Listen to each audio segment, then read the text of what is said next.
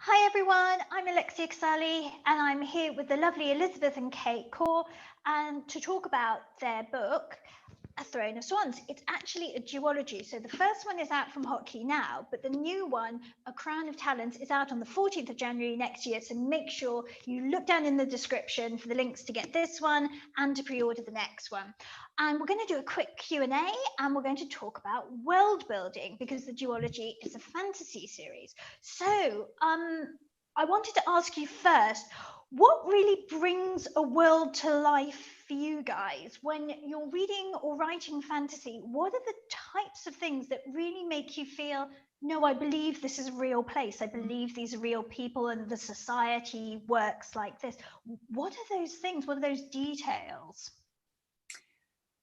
I think for me, one of the very obvious things is the voice of the characters. So I picked up a book, and I won't say which one it was, but it was meant to be set in Victorian London. And I was reading it, and I was like, this does not sound, because I've read a lot of Victorian, Dickens and stuff that was written at the time.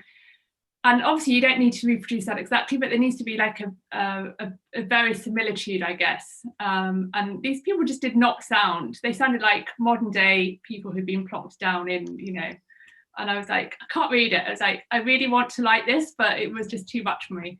Set my teeth on it. So I would say that the voice is one of the obvious things for me. Liz, what do you think? So I'm just being attacked by the cats here, so I'm just probably going to put him back down. I don't know. I think what you said is correct, that you have to make it authentic to the sort of time period that it's supposed to be set in, and also authentic to the world that you've created. So we're quite detailed in sort of thinking about the architecture, the agriculture, the way the people would have dressed. We even had a quite long conversation about corridors, because apparently there aren't supposed to be corridors in the kind of sort of buildings that that we've designed for that period, and we had a random corridor in it, and Katharine was fretting about whether everybody was going to notice or not, but I don't think anyone's going to notice. But you do have to work really hard to keep it true to the world that you've created. So a lot of historical research, so when you're using the real world, making sure you really know how the pieces fit together so that you don't drop a thread in the tapestry. That's really interesting. On that basis, what surprised you? I mean, it sounds like the corridor thing was a bit, oh, can we do this? Can we get away with this? What else came to you that was either a bit of research that you found that really helped you bring the detail to life, or that was a decision that you made where you suddenly went, you know what, this part of the world works like this. That makes so much sense. That really makes it even more believable now.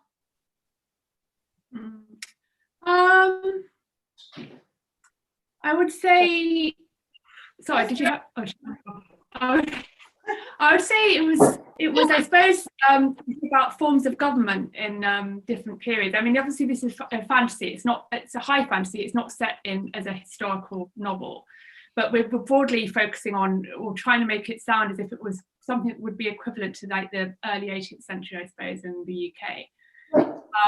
So, thinking about stuff like the form of government and how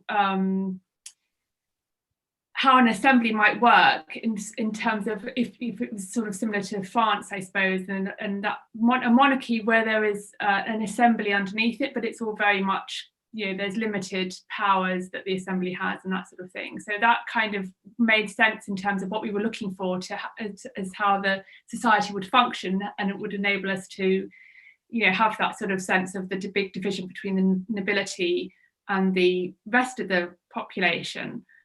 Which also almost mirrors sort of pre-revolutionary French society, I guess. So that's sort of on the big scale, and on the smaller scale, things like I went to Hampton Court, which is not far from us, and I saw that they've got these marble tiles which have fossils in them. So, but of course, nobody knew what fossils were at this point, and when the tiles were laid, and in our book, they didn't know what fossils are. So we have her at one point sitting on a marble bench, and she's like, well, there were animals trapped in the stone, but she doesn't know how they got there. So even though they've got some science, like they've got telescopes, and they're starting to do sort of developed steam engines and stuff, they haven't got to the point of figuring out what these things are in the stone. So that kind of anchoring it in a particular time period, I think, really helped us think about it as a real place. Yes, yeah.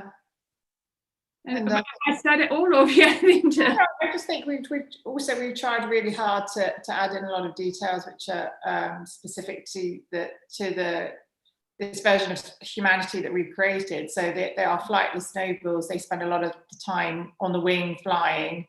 So again, when it comes back to stuff like the architecture, we have landing platforms instead of, you know, like driveways, and, you know, just trying to make it consistent and to really think what those, you know, a person who spends half their time flying, how they would live. Those little details in. That's so fascinating. Thank you so much. So if you're watching, A Throne of Swans is out now from Hotkey, and the links are below in the description. And make sure to get your pre-orders in for A Crown of Talent out on the 14th of January 2021. Thank you.